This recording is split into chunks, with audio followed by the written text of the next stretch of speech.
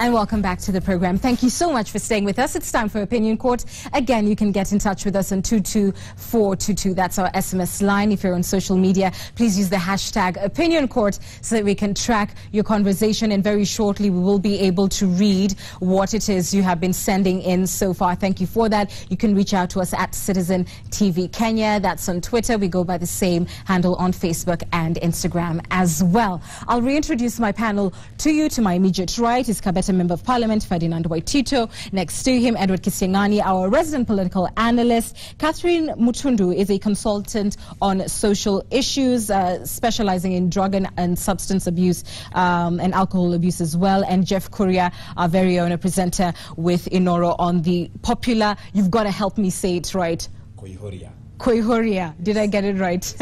Fantastic. Lovely to have you all. Catherine, if I may begin with you, is the alcohol crisis peculiar to Kenya, or is this something that we're witnessing across Africa? Thank you very much. It's not peculiar to Kenya. It's a national issue and it's an international issue. But of late, Kenya has been in the limelight because of what we have witnessed. We have witnessed losing a lot of our youth through the illicit brew. Something that has been going on for quite a number of years. And it looks like it's going up. So I would say, in a nutshell, it's a national issue, it's a national disaster, but in Kenya now it has taken a different angle altogether.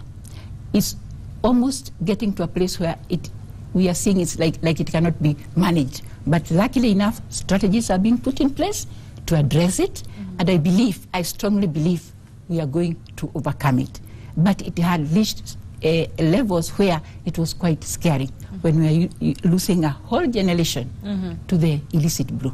And I speak to you with the backdrop knowing that you worked in the Ministry of Cooperatives, and I believe you were an assistant commissioner in charge of social issues. So at that point, you worked very closely with NACADA and other state agencies. But tell me, in the course of that work, if you were to compare what is happening in Kenya and perhaps in East Africa, other than the fact that we're losing a lot of lives, would you say just, spending power, purchasing power, the fact that we have a more vibrant economy than the rest of East Africa also contributes to the crisis that we're seeing?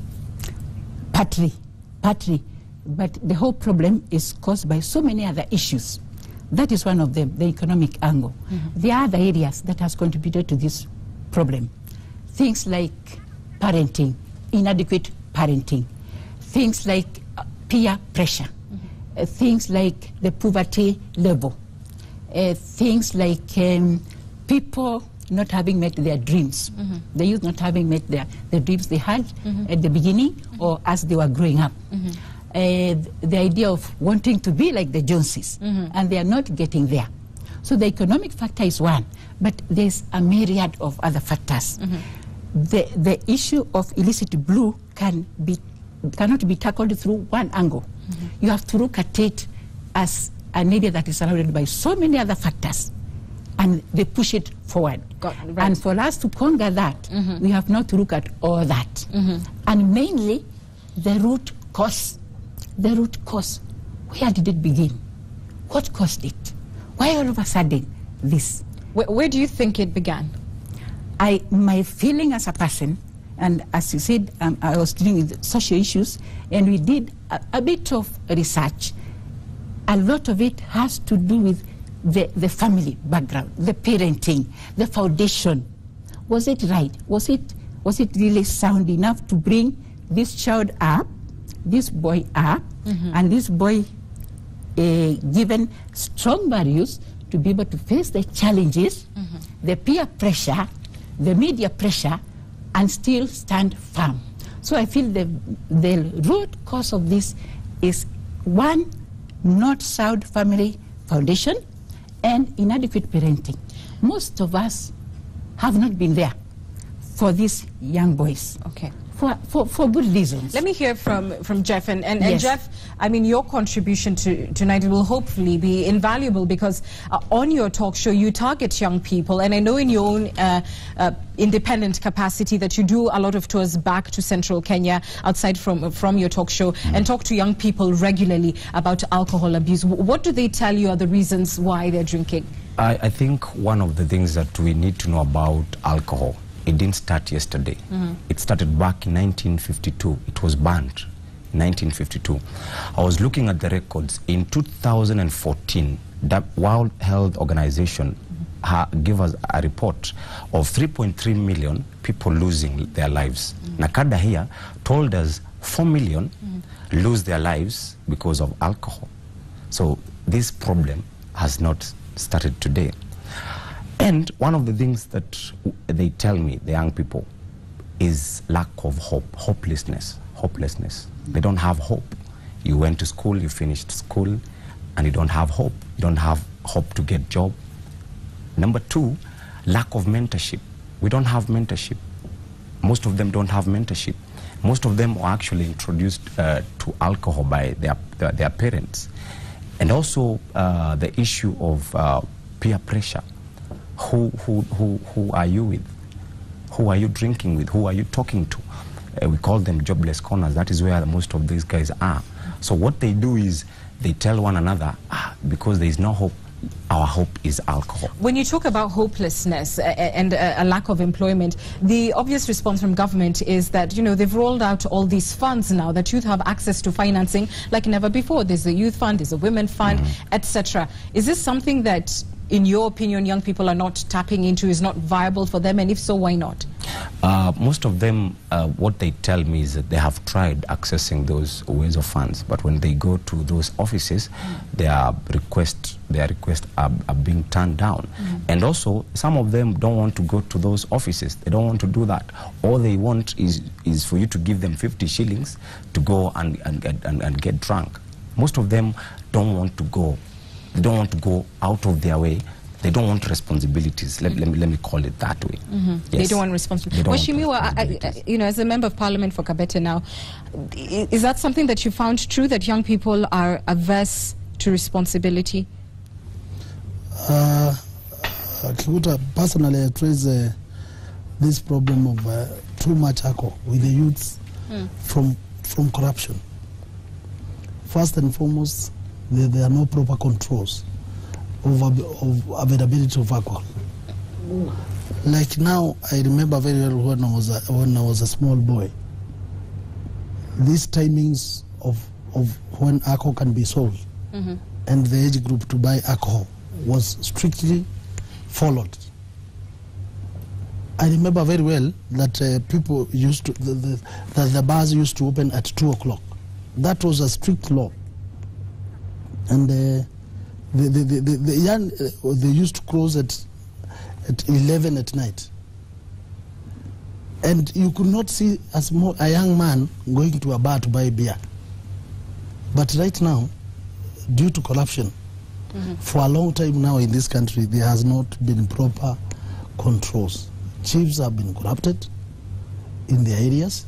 You see a beer outlet opening very early in the morning. Despite the presence of laws regulating that. Yeah, despite the laws of regulating that, you see police coming for some money, for handouts from those dens.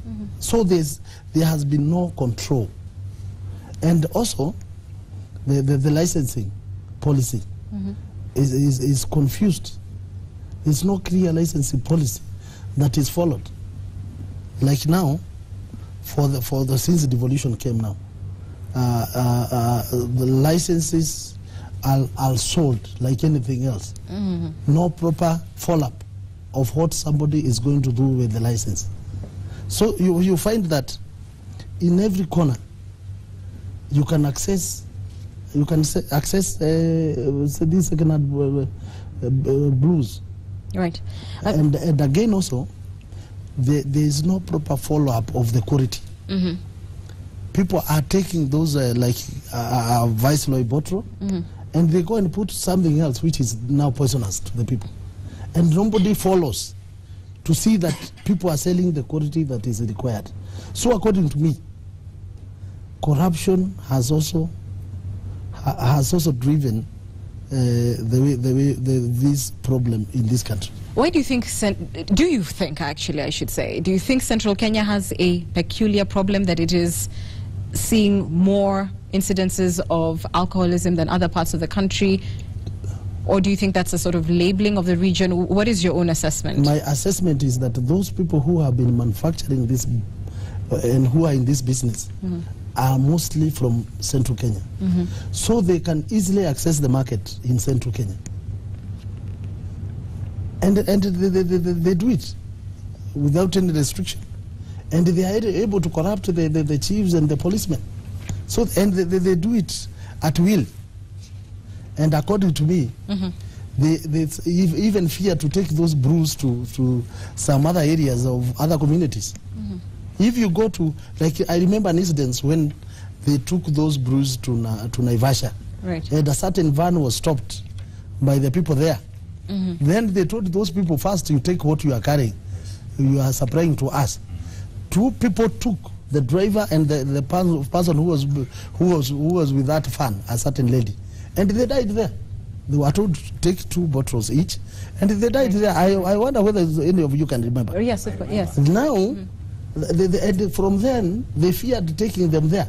And I'm telling you, those suppliers, they take them in a concealed van. It's not something that is transported as if it is something good. It is something that they also know that whatever they are carrying is dangerous, and is not something that they are also proud to be seen selling. But in now Mount Kenya region, because they themselves are from there, they know how to go about the market there. They know how to corrupt those people there. And in fact, my strongest belief is that if we, the people of Mount Kenya region, fight this menace in Mount Kenya region, the whole country, the whole problem will be solved in the whole country. Because the main manufacturers, where these factories are from Central Kenya. Fair enough. What do you think our Central Kenyan people of what you've heard? I think generally they capture the image of what the situation is like in our country. And Mheshimiwa is talking about corruption. Jeff has also mentioned something like that, the collapse of family values. But I think we can move the discussion to another level. That, in my opinion, Anne, the chicken have finally come home to roost. Why am I saying that? There are successive governments in this country have been living in self-denial, including the current government. It's not just the alcoholism that we are losing the war for. We have also lost war on corruption. We have lost a lot of wars, the battle against corruption, the battle against drugs, the battle against alcoholism. But anytime you say, there are people who are culpable and they must be punished. Adults are selling beer to young people. Police are collecting money on the roads. Whatever you get is self-denial. And what they tell you in government official statement, government is working. I have always spoken this and on this show, and that sometimes I see our president looking very desperate. And the desperation he shows also is manifested in the actions of the Member of Parliament for Kabete. If the systems are working, why would a Member of Parliament whose work is to legislate pick people from the streets and go and start raiding illicit dens? As Waititu did. In a country where systems are working, he shouldn't be doing, he was doing somebody else's job. Yes. The president calls members of parliament from Central Kenya and again shows the same desperation. The desperation he shows is that he starts asking people who should be legislating and passing laws to join him, to join the chiefs who are part of the executive to do the job. Why are we keeping the executive in position when they are part of these corrupt deals? So therefore, we look at it from a bigger picture. There is a hopelessness, yes, but we can give hope to our children If we are able to tell them, look, there is a solution to A and B. There is a solution to this problem. But instead, many people steal money they are not put in. Collect bribes, they are not jailed. We have lost war on very many fronts. President Uhuru Kenyatta must lead a revolution against his own government. That is what we need to see. He must just lead a revolution against his government, dismantle it, and start afresh. We need a fresh start. Solving the problem in Central Kenya is not going to help. It is not even unique to Central Kenya. It's just because Central Kenya is closer to Nairobi and the media is reporting more on Central Kenya. Where I come from in Western Kenya, the problem is as bad as it is here.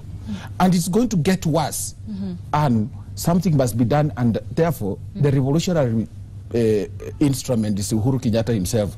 We shouldn't do these things the same way. Right. We must lead a revolution against this system. Jeff, tell me, what do you think of this storming of the dens? Before the storming of dens, on Monday, I went to Juja in Kiambu County, Morera, place called Morera. Residents had said enough is enough, and they decided to raid the dens and burn and pour and do everything. The residents themselves? The residents. Okay. You know what happened? What? The police, I think the chief sent like 10 policemen with guns to come and fire at the residents. Yeah. On Monday again, in Gikomba, some people said enough was enough. They went to Gikomba, did the same thing. What happened? They were taken to Kamukunji. They were locked in there. I even talked to Benson Kibwe. The OCS said he's going to release them, yes, but they have to give out something. Today, as I was coming, somebody called me from Kinangop, told me the same thing about the chief, about the police, about the DO, about... So this problem starts with the administration, because the residents are trying to fight.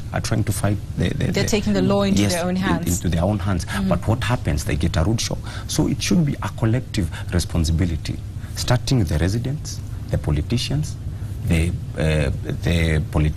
everybody. So imagine when you storm these areas, do you go accompanied? Who accompanies you? The people who are ready to do it. The people who have been suffering. Yeah. In fact. Prof for the first time, I support him. That the biggest problem, the biggest cause of this thing is corruption. Right. Yes. Because yes, the chief who is supposed to control is getting money from that group. Yes. Do you the police who is supposed to see the timing and arrest anybody who is doing... He's not doing that. He's not doing it. Then the public become frustrated to an extent now that they cannot... they cannot stomach it. They cannot take it anymore. Like now in Kabete, since I was elected, we have buried about 6 youths who died out of this illicit process. But tell me this, Mheshimiwa, and I understand where you're going, but we're pressed for time, so we must progress. And I understand the frustration in what you're saying about the breakdown of the administration in enforcing the law, but you are a lawmaker. But aren't you turning out to be a lawbreaker yourself? Because under which authority do you storm a private residence or a private premise of business, destroy private property without having the requisite authority? Is that not the job for NACADA? Their failures or successes included, etc. Are we not using an illegality to fix an illegality? But for I think to be realistic enough, the determinant of right is success. The way things have turned out now, I think everybody is very happy that let me defend you, Mheshimiwa. Yes. I think for once also. Yes. When I saw you doing that, I said, let him do it because there is nobody else to do it. Yes. The arm of government which should be doing it is busy corruptly collecting bribes and doing this kind of thing. Let Mheshimiwa do it. It is a damning indictment of the executive, and that means that the President Uhuru Kenyatta should assemble his executive and tell them, you have let me down. Do you not fear a spiral effect on other form of crimes? If you're telling citizens now, if the law isn't doing it for you, go do it yourselves, isn't that where you have now the complete breakdown of society? That's why the executive should do its job that it is mandated to do in the constitution to allow Ferdinand Waititu to do his legislative agenda. Otherwise, the way we are going, and you might be the next one breaking doors in Kirinyaga, because you leave your job here. You leave your job. I break down doors with my questions. Your thoughts? I agree with them. Let the executive do their work. Yes. But I want to say three things. One, nobody in Kenya or in the whole world was born an addict. That's point number one. Number two, this point of illicit brew is with us all, either as infected or affected. Because we have this culture of pointing to them, not knowing that when they are suffering, it comes back to us. They are our sons, they are our husbands, they are our in-laws. So it is both ways it's affecting us. Yes. That is number two. Number three, we must accept it's a problem we have and accept it is our own problem. When we accept that, somebody once said, there comes a time when you have to make a decision. We have to make a decision and say, this is our problem. It is with us. It's affecting all of us. Can we try to do what we know best?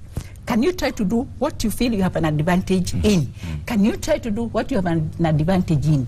Can you try to do what you have an advantage? So when you join all those together, then we shall have saved 1 soul, 2 souls, 3 souls, 4 souls, 4 souls, 5 souls. What am I trying to do? Can everybody take a step, or can anybody fill a gap?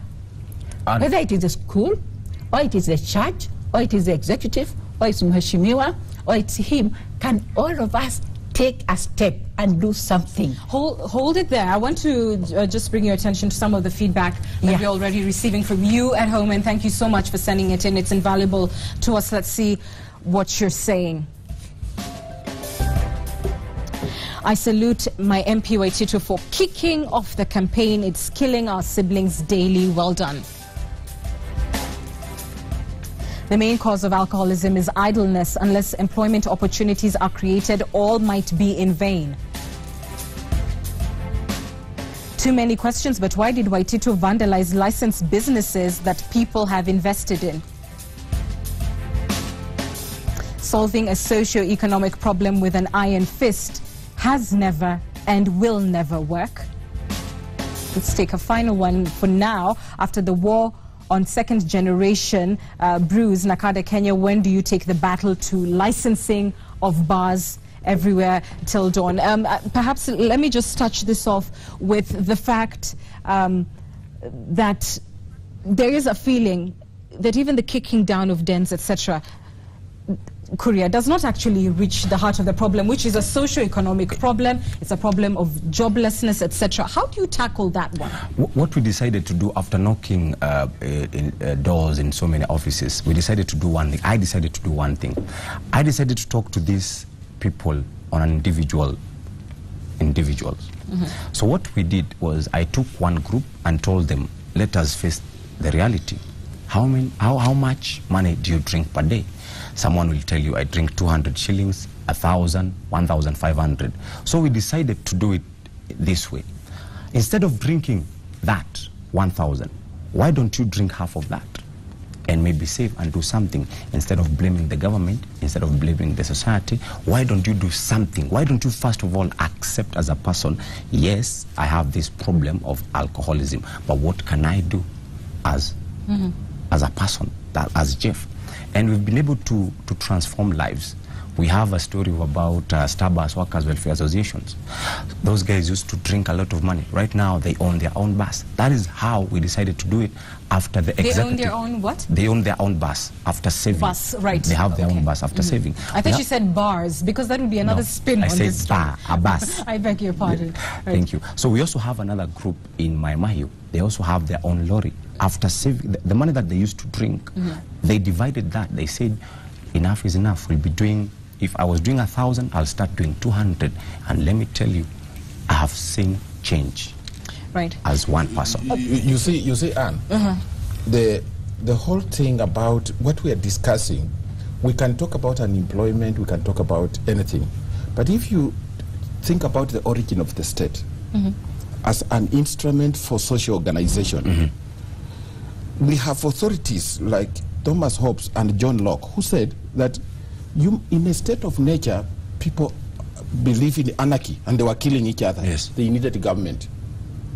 Now, in one case, government is supposed to ask people what it should do, so there is a social contract. Yes. In another case, they say the Hobbesian state is autocratic because you needed me as government, I can mistreat you. We have chosen the path of John Locke, which says government must have a social contract with us to do certain things. Now, we are getting desperate. There is unemployment, that's true. But it is not a central Kenya problem. It is everywhere. Poverty levels in this country are everywhere. So we really need to solve it. But we cannot encourage our youth to turn to alcoholism because there is unemployment. So therefore, there must be adults in this country, including administrators, who should guide our children. But when mistakes are made by adults and these adults go scot-free, they increase the hopelessness that you are talking about. Yes. And that's why I'm saying that the buck stops with the executive. Things don't just work with the current executive. Even the past one, things have been very difficult. We are losing war on almost every front, including security, because of one thing, corruption. So when you met the president, as a member of parliament from this region, I think instead of asking for the president for a solution, maybe you kicked up a symbolic campaign. But it must spread across the country. Yes. But the president should join us in dismantling his executive. Things are not working. And that is the message I'm passing to you. In fact, you are very right, because like now, the president directed that MPs will be the one leading the campaign in their own constituencies, and that the chiefs, the provincial administrators, the policemen will be at the directive of the MP, and anybody who is refusing to follow up will be sacked. And the MP is supposed also to include the local leaders plus the church leaders in the constituency. In the fight now against, like in me now, I've already called all my church pastors in my constituency. We are going to be one plus the local leaders, so that when the policemen are going with us, plus the chiefs now, we shall be having the church people, so that we close all the bars there. Then when we are coming to start again, we shall vet those businesses with the church leaders and the community, so that any bar that will start operating will have been vetted properly by the community on the ground. And that way, we eliminate that corruption. Corruption. But is that your job? Is that your job? But now that we prove. Yes. The president recognizes that, and it was very clear yesterday actually, yes, that the problem is the corruption with the chiefs and the police. Now, the step we are going, is that we are going to put. The problem we are going is that we are going to recognize corruption as the subject on the table. And everybody is going to agree that this is the problem. Ladies and gentlemen, we must wind up. I'm coming round for a final round of comments, Jeff, shortly. But Prof, you said that this is a temporary solution, and so I'm going to ask each one of you in your final comments, and I'll start with the lady, to say what you think the permanent solution is. The permanent solution is no one single person will be able to fight this war. We must all join together, like I said at the beginning, and each one of us will do what they are best at, and we shall be able to move forward. There's a saying that the longest journey starts with one step. Let's start from where we can do something, and let us look for that root cause, and I'll repeat it again. And you're saying there's time, but I want to say something. I followed somebody who was in this problem, and I wanted to find out, why did you go into drug? How did you go into alcohol? Because nobody wakes up in the morning and goes to a bar, a normal person. And he gave me a very passionate story of how he was neglected by his mother, how he was neglected by his father, how he was sodomized at school. As a result of all those factors, he found life was no longer useful, and he went to the drug. So until I found that, I was not able to help him.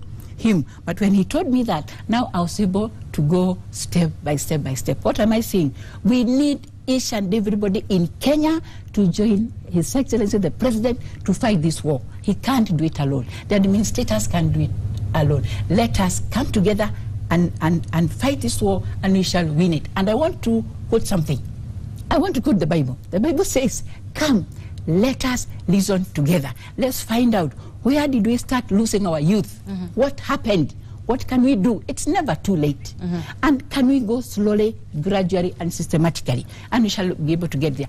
Finally, the parenting, that family foundation must be strong enough to hold these young men. I was saying here before, when a child is taught something by the parents, somehow they keep on remembering it, even with all this pressure and with all this corruption. The family foundation must be strong enough and must guide these children. I thank you. Jeff? Yeah, this is a collective responsibility. Yeah. The government, the society, the politicians, even if some of them I had their own the industries, their own bars, and everyone else to fight this menace. Right. Collective responsibilities. And especially when you go to young people, to young men, we also need mentorship, because when I was growing up, I found married men drinking. I didn't find young people drinking, because you were drinking to go where?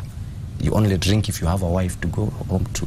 But nowadays, it has changed. Just drinking and you're going home to... You're not going home. Unaenda from Taro. So it should be a collective responsibilities, starting with the government and up to grassroots level. And we'll be able to fight this. Yes, thank you. Prof? Quickly, I agree that it's a national, it's a collective thing. But I suggest that the president declares corruption a national catastrophe, so that we tackle it, and even the international community helps him to tackle it once he declares it that way, because it is the root cause of all these problems we are facing in this country, including the security sector and what we are having. We know there are side problems which can be sorted out, which Madam has talked about, but we need to deal with corruption. But for Central Kenya, something else should be done. The boy child has been ignored. For the last 10, 20 years, the boy child has been ignored. There has been enough protection of the girl child, and as a result of that, the number of boys going to institutions is now going down. It must be resolved as you talk about the alcoholism. Finally, Mheshimiwa. Yeah. I think now that the president has an input now, and he recognizes that he should play alone, like the one he's now playing, and directing that he hadn't realized this before. No, because there was already a system that was supposed to handle that. Right. And now that everybody recognizes that that system is not working, right, where chiefs are heading it and the police, a new system should be put in place, where the public should be part and parcel. It should be involved from the onset, such that any licensing of any beer outlet or anything to do with the brews should be vetted by the public who are in that locality. A transparent process. A very, very transparent process, and very, very clear process, and an open process whereby the public should have a say. If they decide that there should not be any bar around there, and the type of products they are selling should be specified from the beginning, that in this beer shop you are selling this and this and this, and they agree. So there should be a contract between the businessman and the community around there, and that way the person will somehow have some control of what he's doing, because he knows the public will do something when they... But I also urge the public that they should never think that it's the government who should take that responsibility. They have a role to play. If they have a role to play. If they see anything going wrong. I beg your pardon, sir. We are absolutely out of time. I appreciate all your views, and certainly would be delighted to host each one of you again. Jeff, I know you're trying to cut me short, but I won't allow you. I won't allow it, sir, because we're absolutely out of time. But I certainly appreciate all of you coming. We're taking a break. And I'm back with more after this.